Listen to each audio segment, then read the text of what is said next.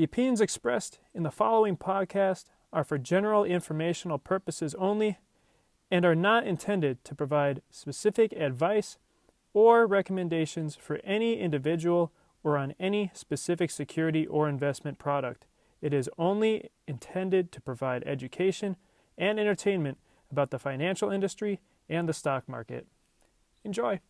On this episode of Pennies Going In Raw, we talk about the explosion of AMC and the money market. It's back.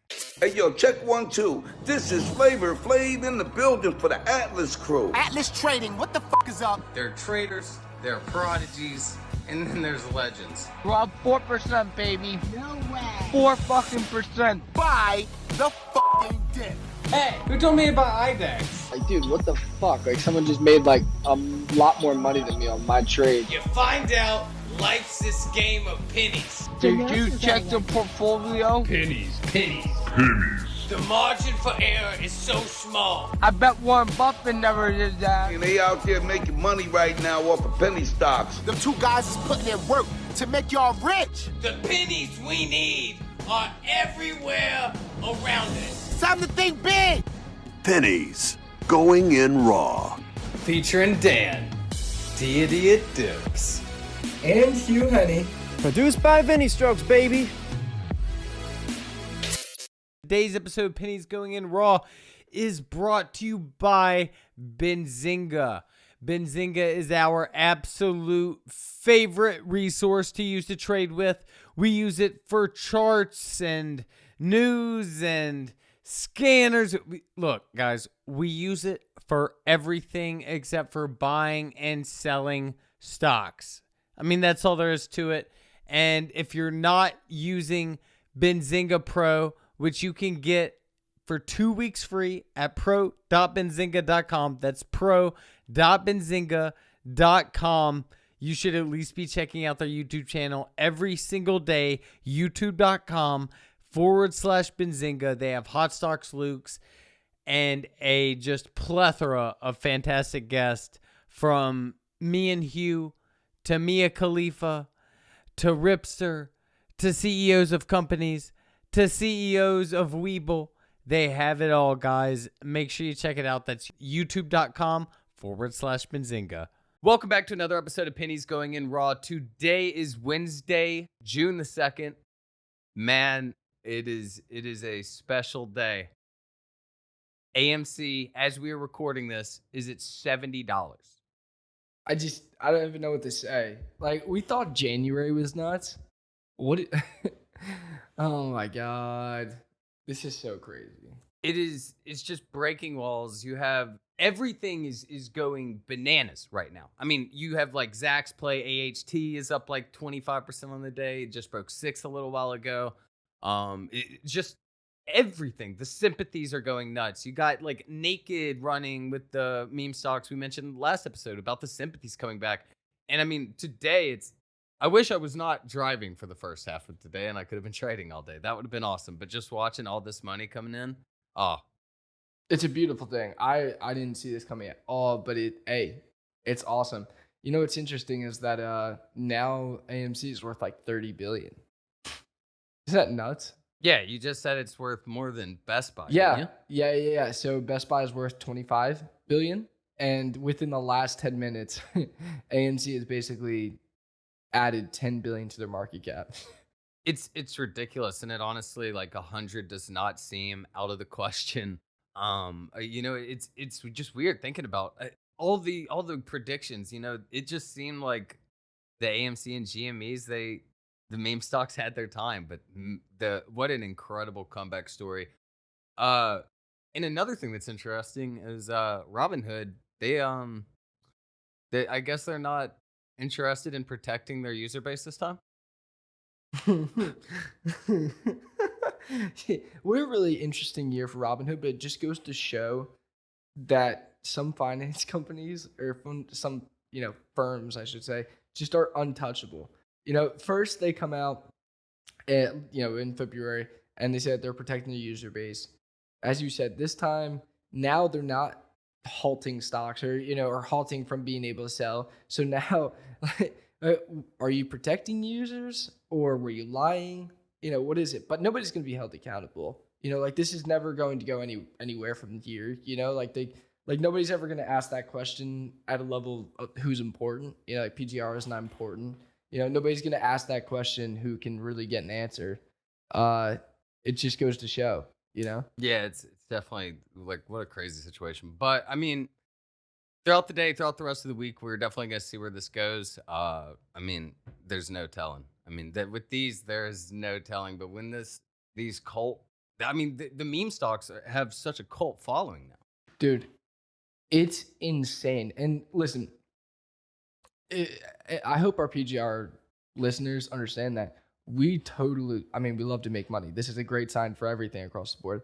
But to tell me that AMC is worth $30 billion, or one of the price targets that we saw was like $500 a share or $2,000 a share. $2,000 a share would put it at effectively like a $500 billion market cap. Like let's also be responsible with some of this. It's fine to hold some. Yeah, this isn't financial advice. You hear it at the beginning of every episode. This isn't financial. It's just recommended. But yeah, friendly recommendations that, listen, $72 a share, $30 billion market cap. Like, let's put that into perspective. For a $30 billion market cap, they'd have to be doing at least that in revenue. They were shut down last year. What's also interesting is just because, like, usually it's like the company does well and then the stock does well. But I have a feeling a lot of people are going to be going to the movies solely because, like, of the stock now. You know what I'm saying? And I guarantee they're not going to the fucking Cobb Theater. They're going to go to AMC. Every time I pass an AMC or GameStop now, it's like, it warms my heart. I just look at it and I'm like, there's my boy. You get the salute. Thank you. Yeah. Well, it's funny because, last year, obviously, because of the pandemic, but. Oh, AMC halted down as we're talking. See, that's just nuts. See, okay, so they did $1.2 billion in revenue. So effectively worth 30 times their last year's revenue. Isn't that last year's not a great okay. Do 2019. Yeah, okay. All right. I'll look at 2019. Okay. Here's 2019. Okay. 2019. Oh. $5 billion. So still worth 6 times their revenue. And I don't know their profit margins. We're not going to get on all that, but 6 times their revenue. So even if that was profit, for the year, they're worth 6 times more than that. And also at the same time, SPY's getting hit a little bit here. Isn't that crazy? Because wasn't February they were inverses of each other? Yeah, no, the meme stocks hated SPY. And that's one of the things. It was like, whenever the meme stocks are going, like, it was fun, but then whenever you sold and then they keep, and they start going, it's like, I want the meme stocks to be over so the market can be normal again. But now it's like the meme stocks are going crazy. Everything's hot. Fucking, it's nuts. I mean, it's just one of those days where you just look at it and all you can say is like, wow. Like, what else can you say about it? I mean, it's nuts. It's nuts because even things like I was looking at the $70 70 strike options, they're trading at like $9 a share. I mean, that's nuts. They were expiring this Friday. So today's Wednesday, the 2nd, and they're expiring Friday and they're worth $9 a share. And this was when the stock was at $50 a share. So it still had to make a substantial move to become into the money. And they were trading at $9 a share. Like that's just mind blowing to me. I mean, I see a lot of like older traders on Twitter who are just like pissed at this. Like they're pissed. I would be too. You work your ass off all this time just like log on Twitter to see like kids on Reddit making all this money off of GameStop. I'd be pissed too. I mean, it's just it's really interesting and I'm here for it. Do you think the 3-day weekend had any like effect on the market usually gets hit into a Friday, like I'll say like the overall market. And then the next, so we came back on Tuesday, obviously. The Tuesday, there's usually crazy FOMO. Not 100% on a $5 billion company FOMO, or what is that? Like 100% on like a like $20 billion company, but a lot of FOMO usually does come in this week. But it's interesting because usually this is the week that it starts to slow things down. Now, this is the week that's heating things up. So we talk a lot about like market rotation. Maybe this is maybe this is like the week that gets things kicked off for the summer.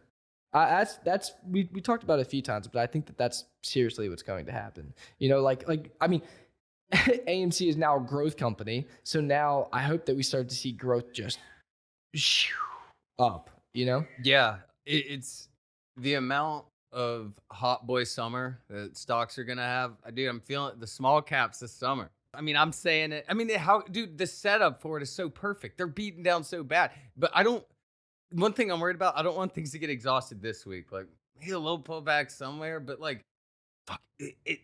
Everything's so hot right now. Everything's so hot. No, let this be the beginning. Yeah. The beginning. This would be nice if this was just like the beginning of this.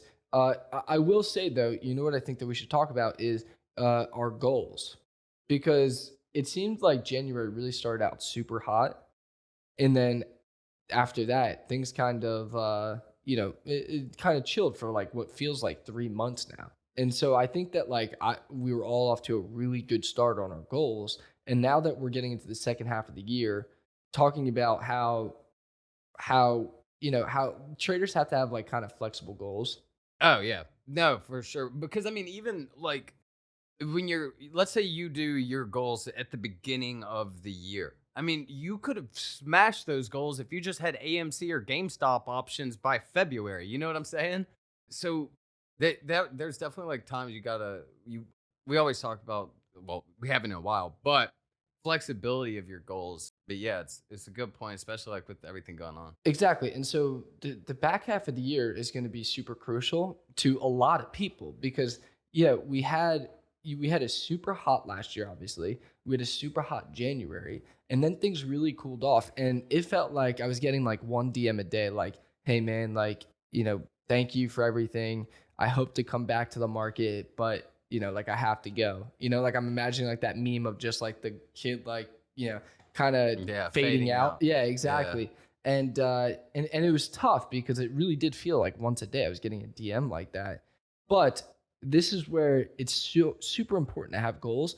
But that's why like I can't use like a daily goal, because the last 6 weeks I would have never. I mean, I would, no matter what it was, I wouldn't have hit it. I just wouldn't have hit it. So it's really important to understand that, that you can have goals, but they also need to be goals that can have a little bit of a cushion and a little bit of flexibility.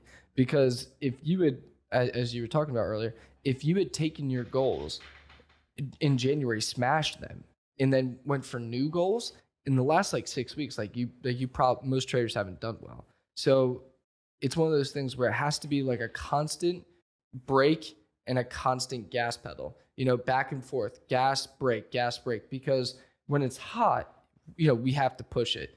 And when it's cold, that's when you have to sit back and say, okay, $400 a day, or even just ending the day green is a win. Yeah, I think that's one of the biggest things is as the market gets hot, being able to be flexible in your position sizing and everything too. I always, when the market gets slower, I end up, whenever it starts heating up, I'm like, man, my days aren't as good as the last time the market was hot. It's because my positions are so much smaller and I haven't adjusted back yet. Like right now, if I used to take like 40,000 shares, I'm only like taking 15 just because market hadn't been my best friend the past 6 weeks, Yeah, no, definitely. Because like even today, I took super small size on like everything. And, I'm still up decent in comparison, but it's like, oh man, what could have been if I had sized correctly and sized into things? So that's where it kind of gets tough for me, is like, is that transition into like a hotter market. Cause then it's like, I always doubt myself, and then I'm like, oh man, maybe this is just a 1 week thing, or maybe things won't be this hot in a week or two, so I don't want to get used to sizing in and then have all this nonsense happen again, to where I oversize and then something flushes on me or kills candle, and then now I'm down 10% on the entire account. It's something like that. But then today, if I had sized, I would be up massive. So that's where I always try and work on, and I've gotten somewhat better on it, but need to continue to get better on it, is just really working on that transitional sizing of, hey, I'm fine with $500 today, or when it's inside a slow market, but then inside the hot market, I need to push it. So it takes me a good week, maybe two, to really transition from one sizing to another, and that's what I really have to work on. Yeah, one thing that I find kind of nice is whenever the market is slow, it's like whenever that you finally do get those green days, you are okay with however much it is, because you're so used to seeing red and just saying, okay, $150, that's fine. Yeah, exactly. I talked to a trader who made 140 grand in a week, and another time made 100 grand, and he was having an issue like walking away with like $400, $500, and I was like, hey man, like you gotta chill, take it one step at a time, and it really just I say like keeping the lights on, but $500 a day is still a crazy amount of money.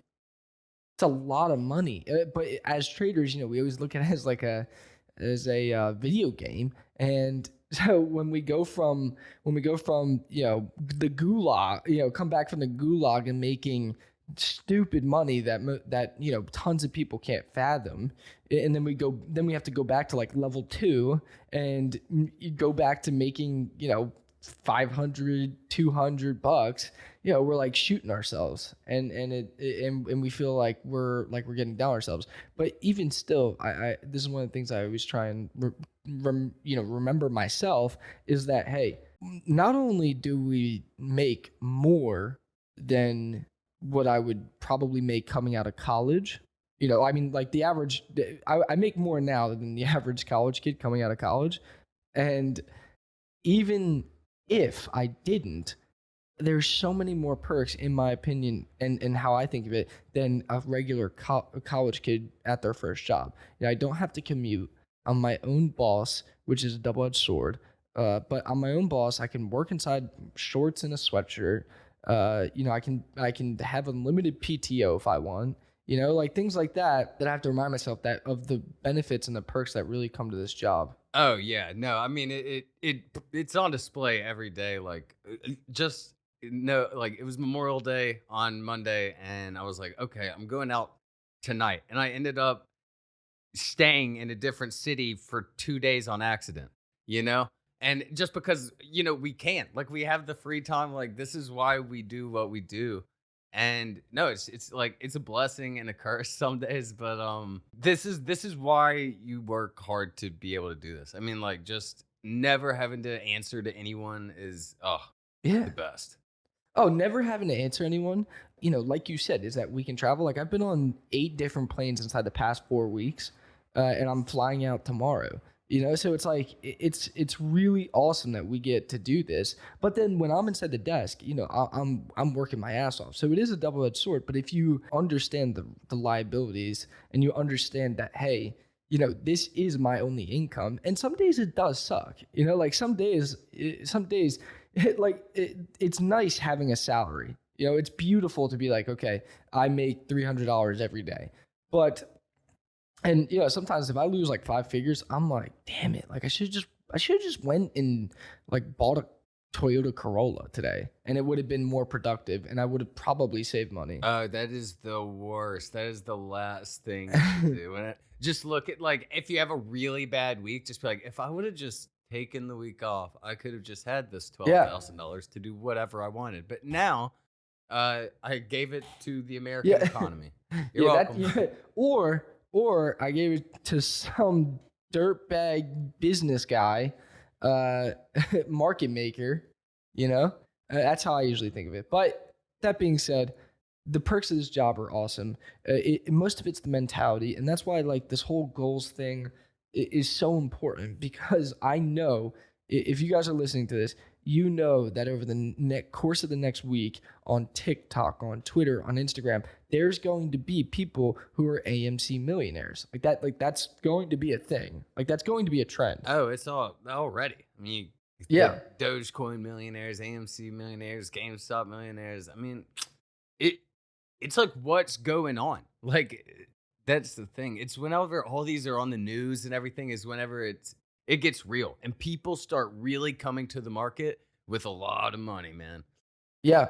Yeah. So, but that being said, please remember that, hey, even though your best friend made like $1 million on AMC, that doesn't mean that that AMC, that doesn't mean that just that because they were right else. about it. Yeah. Just because they were right about it at $25 doesn't mean they're still going to be right about it at $70. When they're saying buy AMC, you're like, oh, dude, I should have listened at 25. And they say, oh, there's still time. That's when you got to be there's still time, or like we still got a long ways to go. That's where I'm always. I hate when people say that about any stock. It's like if it's up, like I just can't imagine. Like I feel like it just makes you lose credibility. But I mean, the thing is I mean, it's I didn't expect it to be this high. So, I mean, it's just. Whoa. Well, and on the volatility of these things, the volatility is obviously insane. And so while we've done this podcast, like literally inside the past was 25 minutes, AMC has gone from under 55 to over 70 twice, and it is now halted down at like 53. So just to give some perspective, if you had bought 1,000 shares at $55, you would have potentially gone up 22,000, so like almost a 50% gain. And now you would be basically break even, and it's halted down. So you can kind of assume that it's probably going to open up lower. So all of that inside that time could have happened. Or let's just say that you had bought the dip at 65, because that's like a 5% move down. You would now be down, if you had bought 1,000 shares, you would now be down $10,000 on a $60,000 investment. So one of the things that we really wanted to get away with this podcast today is kind of, remembering to take profits, because everybody wants to hit that one that makes you go from, $5,000 to $1 million. And yeah, of course, people are going to do that, especially inside the last year. We've seen that more than ever. But this is the time where it's so important to remember that, hey, if you are the one to buy $72 on AMC, you could potentially blow up. So there's two sides to this. Somebody's making $1 million and somebody's losing a lot of money. It's not exchange for exchange, but there is somebody that bought 72.60 on AMC right now and is now down what is this? Almost $20 a share. So it's just yeah. The volatility on these things is ridiculous. Yeah, AMC's trade 582 million shares today. That's insane. So this is just a really good time to kind of go over, some of the basics. Like, don't be afraid to take profit. All those small bets really do add up. I hate seeing red trades. For me personally, that's part of the reason I like to swing trade, because even if it's red, it's not a locked in red. It's not a locked in red trade. So, that just mentally makes me feel better. But if you're that type of person to where like you want to hit those home runs, you are probably, that's how a great trade on AMC turns into a losing trade, or that's how a great trade in AMC turns into, okay, let me add more, and then all of a sudden it goes down more. So there will be those few times to where you buy 72 and it goes to 100, and maybe even AMC does see 100. But for every single time that you buy 72 on AMC, there's going to be a time when you buy 72 and it never sees over 50 again. Yeah, I mean, you saw it with things even like Fubo and stuff. You saw it go from 9 to 60 and then back down to like what, 20, 18. So that was just it was just a steady grind up. Had like what, 3 months, like 2 months green every single day, and then It's like reverse, man. Yeah, yeah. So the other thing is that you're going to, if you've been inside the market now and you really missed out on AMC and GME and everything, because I did. This is a really good time to probably turn off your social medias because you're going to have friends that made crazy money. You just are. Like I already got. I have 72 messages right now on my phone, and most of them are from this like past 2 or 3 days. And I know that a majority of them are going to either be aunts and uncles asking about AMC, or it's going to be friends telling me how much they made, things of that nature. Or I also think that it's going to be, because a lot of people try and get, quick rich on options, it's going to be the same thing that we went over last time. That, hey, I bought puts on AMC and the stock has gone down, but the puts have gone down with it. Why is that happening?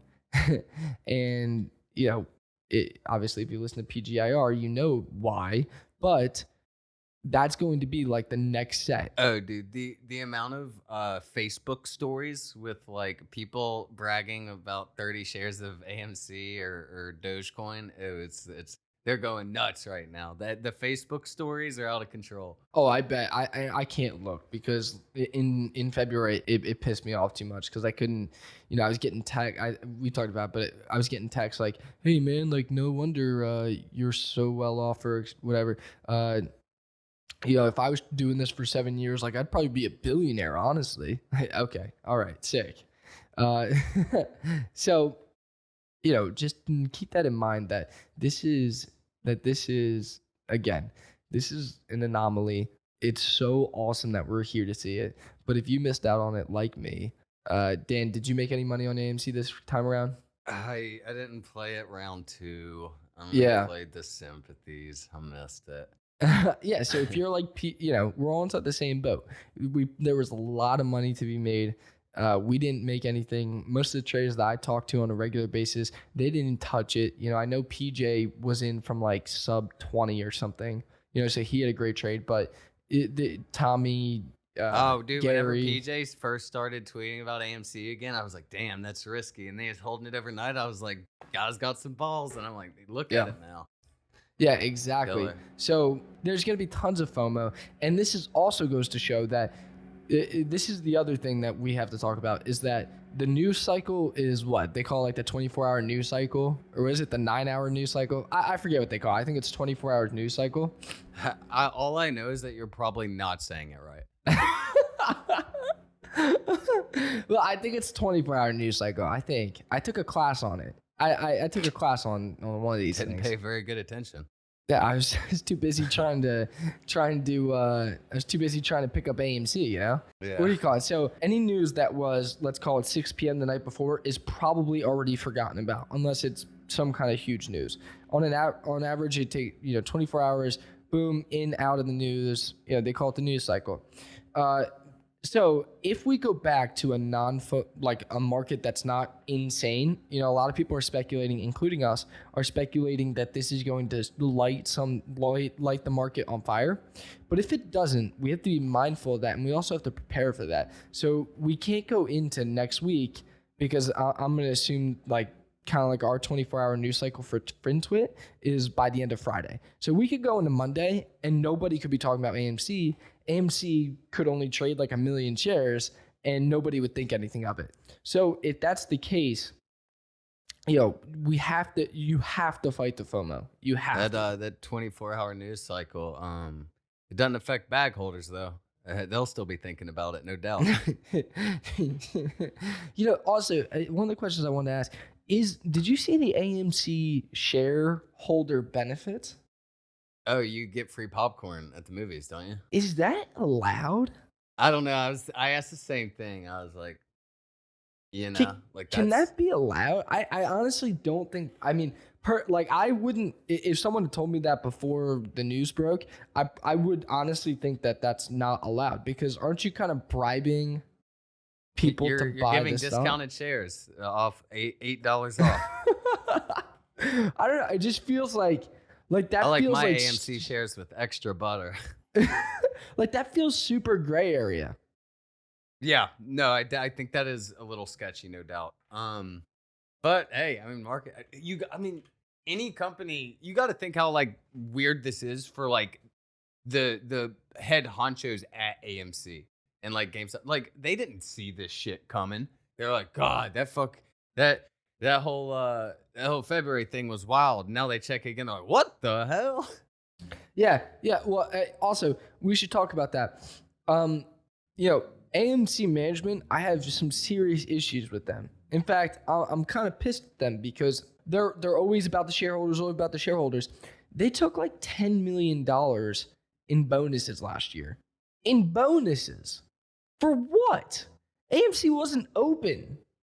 What are you taking $10 million bonuses for? So before everybody starts praising CEO Adam, just keep that in mind. Okay, he took a $10 million bonus while AMC.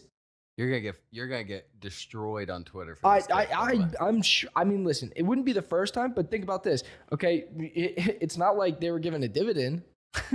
It's not like they were given a dividend, and it's not like he took a pay cut. No, a $10 million bonus for what? For what? Laying people off? I have some serious issues with CEO Adam, and if he would like to come on the podcast, though, hit us up. But I really think that a lot of people are praising him, and I'm praising them for their strategies and for their creative thinking. But at the same time, it's kind of like, hey, you say you're for the shareholders, but then while the stock was tanking effectively, and while the business was virtually making nothing, was making 20% of the yearly revenue, you were taking a $10 million bonus. I have an issue with it. Okay, well, you can take that up with him. But I would love to. Hey, man. But I think the stock went from $20 a share down to $2. And he took a $10 million bonus. Dude, tough day at the office, man. Maybe it was like COVID. Who knows, man? I know better than to get in front of a cult stock. I'm smarter than that. I do not want this heat. So AMC family, I love the CEO.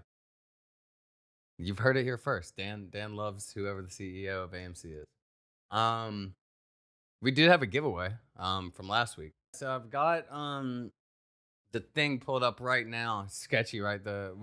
We don't have video of this part, but it's actually because our Hugh's Discord stopped working and we only could record half. Okay, but I've just got the retweets pulled up. There are 309. The only requirement was retweet and follow us.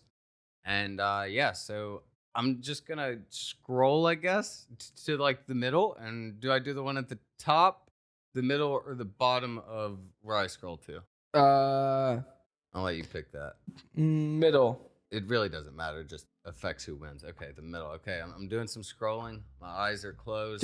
Dude, close your eyes. Got someone selected. Okay, I've got Nader A. Domus. Oh yeah, they won't think this one's fake. July 2014. Woohoo! Not a bot, baby. Sports medicine, fantasy football expert. I'll shoot you a DM, bro. Congrats on the 100, and we'll get that to you. We'll start doing these a little more often on like the Sunday episodes and announce winners on Wednesdays. Smart, right? Yeah, dude, I like these. I like these a lot. Also, buy the Roth IRA book off Amazon with it, and I mean, if you do that, turn that 100 into a billion. Into a billy. What do you call it? If you do that, I don't even know what I would do. I'd probably cry, honestly. That nothing makes me happier than seeing more Roth IRAs open. Some guy DM'd me yesterday, and he said, hey man, like I wanted to thank you.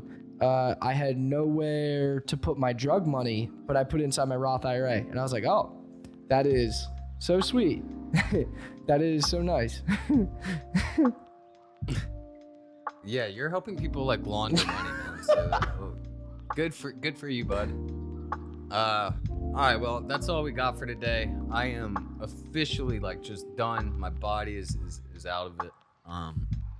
I'm gonna go Dude, take you had nap, a great but you had I a great can't time, 'cause we didn't have to you? interview someone. Yeah, I'm on like 4 hours of sleep in like 2 days and like 6 crab claws. Oh. Not my body hates me, but I do it for the people. What a guy. All right, bro, go get some Yeah, sleep. someone's got to. Okay, nap time. Oh, and give us 5 stars. We love you.